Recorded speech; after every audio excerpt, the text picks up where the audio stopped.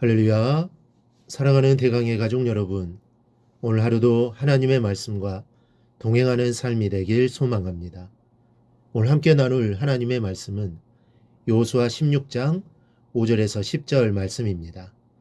에브라임 자손이 그들의 가족대로 받은 지역은 이러하니라.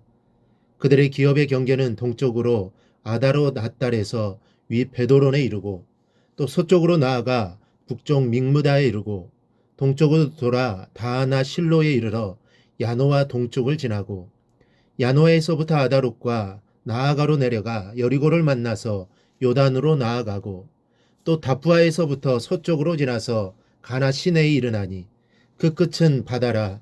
에브라임 자손의 지파가 그들의 가족대로 받은 기업이 이러하였고, 그 외에 므낫세 자손의 기업 중에서 에브라임 자손을 위하여 구분한 모든 성읍과 그 마을들도 있었더라. 그들이 게셀에 거주하는 가나안 족속을 쫓아내지 아니하였으므로 가나안 족속이 오늘까지 에브라임 가운데에 거주하며 노역하는 종이 되니라. 아멘. 오늘 본문은 요셉의 자손 가운데 에브라임 자손이 기업으로 받는 장면을 기록합니다. 5절에 에브라임 자손이 그들의 가족대로 받은 지역은 이러하니라 라고 합니다.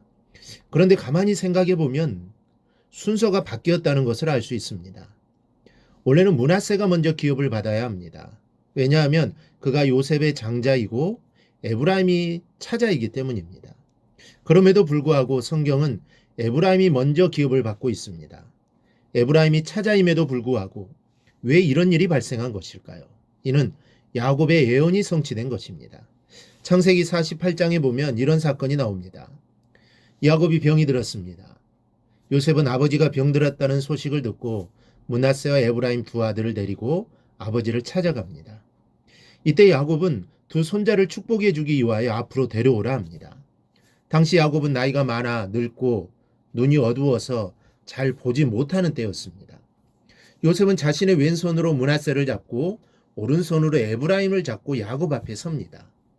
이렇게 서야지만 야곱의 오른손이 므낫세의 머리를 안수하게 되고 왼손으로는 에브라임의 머리에 얹고 축복하게 되기 때문입니다. 요셉의 마음에는 장자 므낫세의 머리에 야곱의 오른손을 얹어 축복해 주기를 원했던 것입니다. 그런데 참 묘한 일이 벌어졌습니다.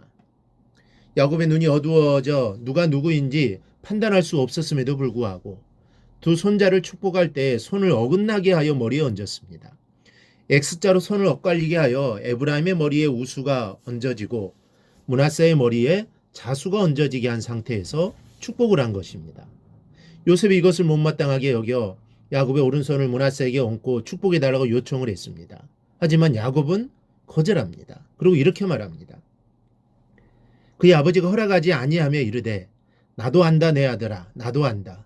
그도 한 족속이 되며 그도 크게 되려니와 그의 아우가 그보다 큰 자가 되고 그의 자손이 여러 민족을 이루리라 하고 그날에 그들에게 축복하여 이르되 이스라엘이 너로 말미암아 축복하기를 하나님이 내게 에브라임 같고 므낫세 같게 하시리라 하며 에브라임을 므낫세보다 앞세웠더라.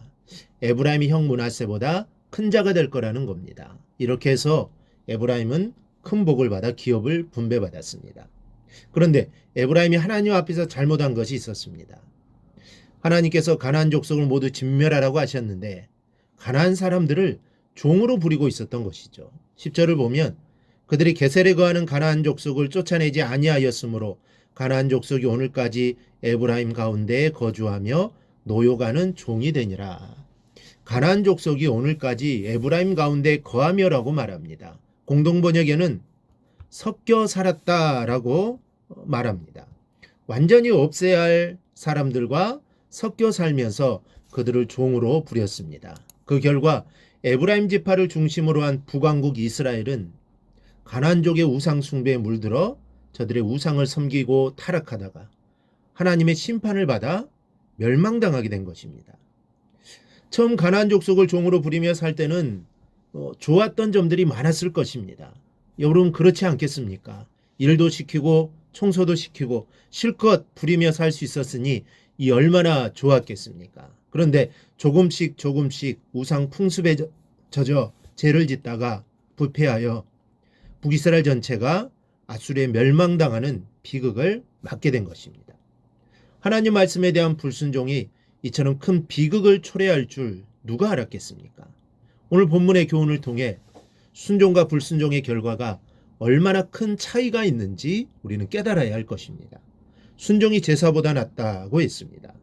이 순종 안에 하나님의 모든 뜻이 들어있기 때문일 것입니다. 순종하지 않으면 절대로 하나님께 예배할 수도 없고 기도할 수도 없고 하나님을 의지할 수도 없기 때문입니다. 우리의 모든 것은 순종함으로부터 시작되는 것입니다. 그리고 순종할 때 우리가 하나님을 제대로 섬길 수 있는 것입니다. 그리고 순종하는 자에게 하나님의 놀라운 은혜를 부어주시는 것입니다. 우리 모두 순종의 믿음으로 날마다 더욱 큰 은혜와 복을 누리며 사는 하나님의 자녀들이 되기를 주님의 이름으로 축원합니다. 오늘 묵상한 말씀을 굳게 잡고 삶으로 실천하며 살아내는 대강의 모든 성도들이 되기를 축복합니다.